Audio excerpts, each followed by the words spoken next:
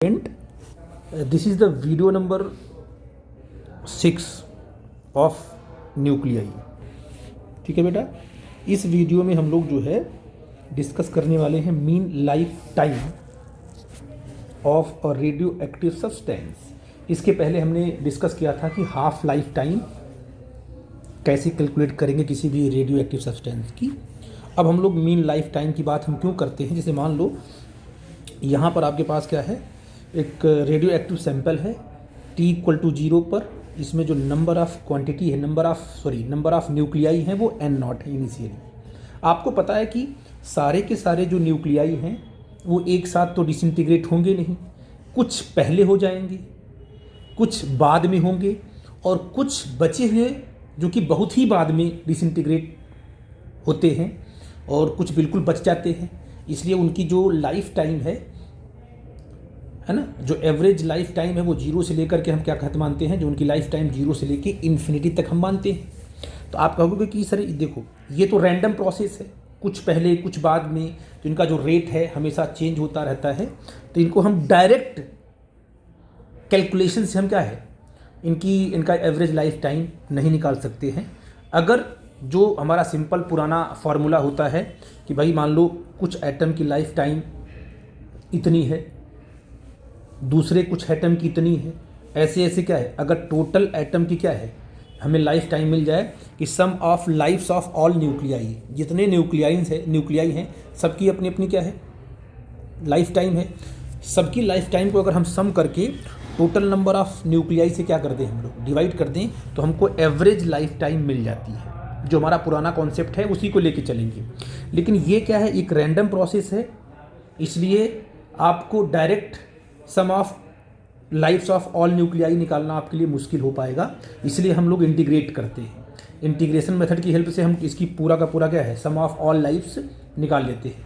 तो मान लो आपने कहा कि इसमें मान लो 4 न्यूक्लियाई आपने लिए 1 2 3 4। अगर ये 4 न्यूक्लियाई एक साथ डिसइंटीग्रेट हुए मान लिया, और एक न्यूक्लियाई का टाइम क्या है t है, सपोज कर लिया, तो दूसरे का भी क्या होगा t होगा, तीसरे का भी क्या होगा t होगा, और फोर्थ वाले का भी क्या होगा t होगा। 4 न्यूक्लियाई एक साथ डिसइंटीग्रेट हुए अगर, तो चारों की लाइफ टाइम मान लो t है, 0 से लेकर t तक रहे वो, इसके बाद डिसइंटीग्रेट हो गए, तो टोटल लाइफ ऑफ 4 न्यूक्लियाई क्या होगा, तो कहोगे सिर्फ 4 × t होगा। पूरे टाइम को सम करना पड़ेगा ना, सबकी टाइम एक ही है, बट टोटल अगर लाइफ निकालेंगे सम करेंगे तो आपका 4t होगा। ठीक है बेटा जी। ऐसे हम क्या करेंगे, यहाँ से हम क्या करेंगे, एक dn न्यूक्लियाई कंसीडर कर लेंगे। कितने न्यूक्लियाई, dn न्यूक्लियाई। मान लिया कि आपके पास कितने न्यूक्लियाई हैं, dn न्यूक्लियाई हैं। इनकी लाइफ टाइम क्या मान लिया हमने, t मान लिया। dn न्यूक्लियाई की जो लाइफ टाइम क्या है, t है। ठीक है ना। तो बताइए अगर मैं आपसे पूछूं कि sum of lifes of dn nuclei, क्या बोलेंगे हम, sum of lifes of what, dn nuclei.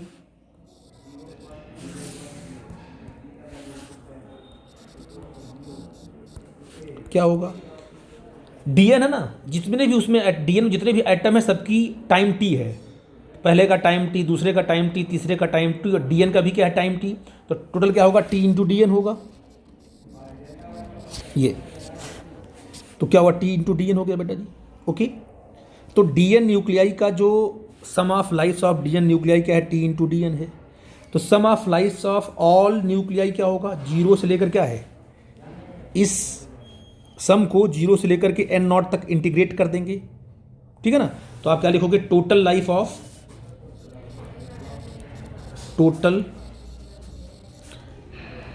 Of all n0 nuclei. क्या होगा बेटा जी, ये तो आपका sum of life of dn nuclei, और कहाँ से कहाँ तक, अगर टोटल अगर पूरे के सम ऑफ लाइफ ऑफ निकालना है, ऊपर वाला sum of life of all nuclei, तो इसको 0 से लेकर क्या है n0 तक क्या करना पड़ेगा, इंटीग्रेट करना पड़ेगा। 0 से n0 इसलिए लिया हमने क्योंकि यहाँ पर dn इंटीग्रेशन है ना आपका, तो आपको लिमिट भी n की रखनी पड़ेगी। आई थिंक ये बात आपको समझ में आ गई। ये तो ऊपर वाला पार्ट आ गया। ये वाला पार्ट क्या आ गया, sum of lifes of all nuclei, ये ऊपर वाला पार्ट आ गया।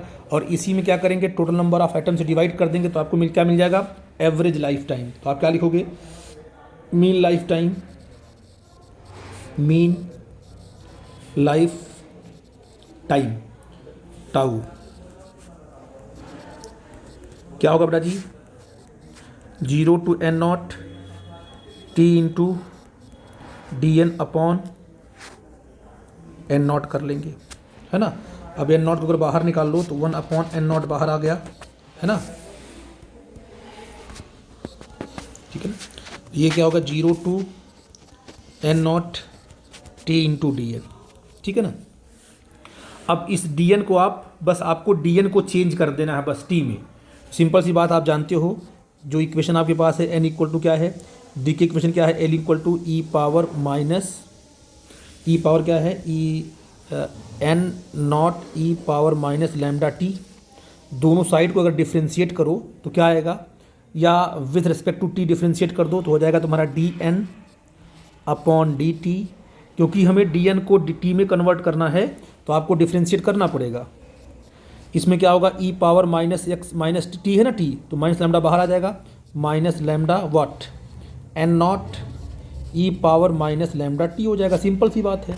तो यहाँ डी एन क्या आ जाएगा, d n is equal to minus lambda n not e power minus lambda t into d t हो जाएगा। बस इस डी एन की वैल्यू को यहाँ पुट कर देंगे तो रिजल्ट आ जाएगा। किसमें आ जाएगा, अब इंटीग्रेशन आ गया टी का, क्योंकि डी एन हट करके क्या आ जाएगा, टी आ जाएगा। तो यहाँ लिमिट भी टी होनी चाहिए। तो आप कहोगे सर जब n इक्वल टू क्या है, 0 है, जब n इक्वल टू 0 है तो t कितना है बेटा जी, t आपका इन्फिनिटी है। क्यों, क्योंकि जो है इस पूरे के पूरे, ये पूरा का पूरा जो आपका न्यूक्लियाई है ये इनफाइनाइट टाइम में ख़त्म होगा ना। ये n इक्वल टू 0 कब होगा, पूरा का पूरा, ये पूरा का पूरा 0 कब होगा, जब t इक्वल टू इन्फिनिटी होगा। तो अगर आपने n इक्वल टू 0 माना, टाइम क्या मानना पड़ेगा आपको, इन्फिनिटी। और अगर आपका n जो है n नॉट है इनिशियल में, तो टाइम आपका 0 है। तो ये लिमिट रख दोगे आप तो क्या हो जाएगा, देखो एवरेज टाइम क्या होगा, t m is equal to what, 1 upon n not हमने बाहर ले लिया, ब्रैकेट इन ब्रैकेट क्या होगा, लोअर लिमिट रखोगे t इक्वल टू 0, n क्या रखोगे, इन्फिनिटी, फिर माइनस लैम्डा एन नॉट, है ना बेटा, e power minus lambda t into d t. ठीक है ना। अब इसको हम क्या करेंगे, बाहर ले लेंगे, एन नॉट से तो एन नॉट कट जाएगा आपका, ये लैम्डा, अगर ये माइनस साइन आपका है ना, इस माइनस को हटाना चाहते हो अगर, तो यहाँ पर जो है लिमिट, जब लिमिट को हम रिवर्स करते हैं तो एक माइनस हट जाएगा यहाँ से। ठीक है ना। जैसे मान लीजिए आपने लिखा है ए बी, तो ये किसके बराबर होगा, माइनस बी इंटू ए के बराबर होगा। लिमिट चेंज करते ही एक माइनस आता है। तो यहाँ पर आप लिख सकते हो t m is equal to, अगर लिमिट चेंज किया तो क्या हो जाएगा, इन्फिनिटी टू 0, है ना। देखो ना, गलती क्या मिस्टेक हो गई, यहाँ पर लिमिट आपकी क्या थी, देखो जब n इक्वल टू 0 था ना तो आपकी लिमिट थी इन्फिनिटी थी, और जब n equal to n not है तो लिमिट आपकी 0 है। ये मिस्टेक यहाँ हो रही थी। ठीक है ना। अब इसको रिवर्स करोगे तब आपका सही बनेगा ये। ठीक है ना, उसको सही कर लेना आप लिमिट रखने पर। अब इस माइनस को हटाना, इसको रिवर्स करोगे, किसको कहोगे सर, यहाँ पर आ जाएगा 0, यहाँ पर आ जाएगी इन्फिनिटी, यहाँ पर एक माइनस आ जाएगा, इसको प्लस कर देगा, लैम्डा को आपने बाहर निकाल लिया, ये बन गया आपका, क्या बन गया आपका, तो ये आपका हो गया। अच्छा, ऑलरेडी टी तो यहाँ पर है, एक टी भी तो यहाँ पे है, ये है ना टी इंटू डी एन, तो टी इंटू डी एन बनेगा ये, तो आपको बनेगा t into e power minus lambda t into d t. ये अब इसको इंटीग्रेट करेंगे फर्स्ट फंक्शन सेकंड फंक्शन लेकर के, तो जो एवरेज आएगा ये आपको सॉल्व करने का नहीं है, सिर्फ आएगा 1 अपॉन लैम्डा। ये पूरा सॉल्व करने के बाद फर्स्ट और सेकंड लेकर के तोड़ोगे इसको, इसका रिजल्ट आएगा 1 अपॉन लैम्डा। ठीक है बेटा जी। तो ये बड़ी इंपॉर्टेंट चीज़ है कि एवरेज लाइफ टाइम क्या आ गई, 1 अपॉन लैम्डा आ गई। और आपको पता है कि जो हमारा टी हाफ होता है वो 0.6931 अपॉन क्या होता है, लैम्डा होता है। ठीक है ना। तो अगर चाहो तो रिलेशन दोनों में निकाल सकते हो कि मीन लाइफ टाइम और हाफ लाइफ टाइम में क्या रिलेशन होगा। तो आपको मिलेगा एवरेज लाइफ टाइम या mean life time is equal to क्या आएगा बेटा जी, लैम्डा वाले प्लेस पे क्या है, इसको रख दोगे, यहाँ से लैम्डा निकालोगे, यहाँ से टी हाफ आ जाएगा, यहाँ रखोगे टी हाफ चला जाएगा ऊपर, तो टी हाफ अपॉन 0.6931 और ये इज इक्वल टू क्या आ जाएगा तुम्हारा बेटा जी 1.44 हाफ लाइफ टाइम। तो आप कहोगे सर कि एवरेज लाइफ टाइम या mean life time is equal to 1.44 क्या होगा, हाफ लाइफ टाइम। और ये बड़ा इंपॉर्टेंट है, इसलिए क्या इसको पॉइंट आउट कर लेना, ठीक है ना। ये वाला रिजल्ट भी इंपॉर्टेंट है, ये वाला रिजल्ट भी इंपॉर्टेंट है। आई थिंक आप लोगों को मीन लाइफ टाइम का कैलकुलेशन क्लियर हुआ, ठीक है बेटा जी, थैंक यू।